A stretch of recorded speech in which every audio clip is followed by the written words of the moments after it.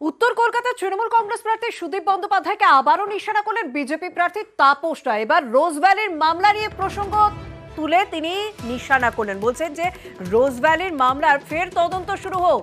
রোজ valley নিয়ে সিবিআইকে তিনি চিঠি দেবেন বলে জানিয়েছেন তাপস রায়, এবং তাপস রায়ের বাড়িতে ইডি সুদীপ বন্দ্যোপাধ্যায় পাঠিয়েছে বলে দাবি করলেন আবারও তাপস রায়। সুদীপ ব্যানার্জি আর শ্রেয়া পান্ডে একটা জায়গায় মিল আছে, দুজনেই রোজ ভ্যালি কেলেঙ্কারিতে যুক্ত। সিবিআই কে এবং ইডি কে চিঠি লিখবো যে কেন ওপেন হবে না এই রোজ ভ্যালি কেস। আমার বাড়িতে সুদীপ ব্যানার্জি ইডি পাঠিয়েছে, আমি ছেড়ে দেবো? সুদীপকে ছাড়বো না বলে হুঁশিয়ারি দিচ্ছেন তাপস রায়। আমরা এই নিয়ে কথা বলেছিলাম তৃণমূল কংগ্রেসের সঙ্গে। তৃণমূল কংগ্রেস নেতা জয়প্রকাশ মজুমদার কি বলছেন শুনুন। তাপস রায় এবং শুভেন্দু অধিকারীর এখন একটা মিল খুঁজে পাওয়া যাচ্ছে। শুভেন্দু অধিকারী নারদাতে টাকা নিয়েছিলেন, তারপরে ওয়াশিং মেশিনে ঢুকে বিজেপিতে জয়েন করলেন, আমার সামনে পা ধরলেন অমিত শাহের। তিনি এখন অন্যদের ইডি সিবিআই এর ভয় দেখান।